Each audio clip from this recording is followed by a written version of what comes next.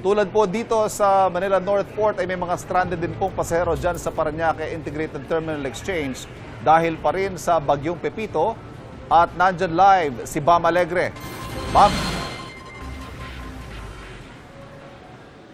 Evan, good morning. Dahil sa banta ng bagyo, hindi ganun karami yung mga pasahero dito sa PITX ngayon. Gayunman, may ilan pa rin mga pasahero na naging stranded. Bakasyon ngayon ni Delphine Daran mula sa Singapore. Pero naantala ang kanyang pagbabalik bayan dahil wala pang biyaheng San Jose sa Mindoro dito sa Parañaque Integrated Terminal dahil sa sama ng panahon. Mahirap sir, magastos. Tsaka puyat. Stranded din si Jomar Sombise na OFW naman mula South Korea. Sinundo siya ng buong pamilya sa airport pero 2 araw na silang narito sa PITX dahil sa bagyo. Dahil wala pa rin biyahe pa sa Blayan Occidental, Mindoro. Mahirap kasi may mga bata kami kasama na 2 bata.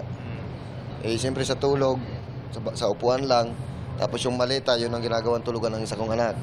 Abisuhan naman ang ilang biyahe pa Visayas at Mindanao ng pamunuan ng PITX na maaari na sila makapagpasada uli ngayong araw.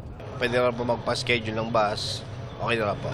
So, ano mga biyahe po yun sa iyo, sir? Yung mga Bicol Sir, mga tawid dagat, pwede na po. Papuntang Samar, Leyte, Masbate. Bago nito, sir, gaano kahirap sir na parang tumigil yung mga biyahe? Oh, sir, siyempre may pang-araw-araw po tayong pangangailangan. So, medyo nag-ipit-ipit po tayo kasi wala tayong biyahe, sir eh.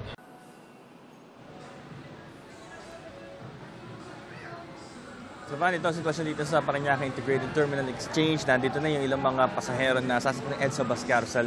Morning rush, yung mga biyahe naman, best pa rin na magkonsulta dito sa mga contact numbers ng inyong mga bus companies bago pumunta rito para tiyakin kung meron na bang biyahe na magpapatuloy ngayong araw. Ito ang unang balita mula rito sa PITX, Bam Alegre, para sa GMA Integrated News.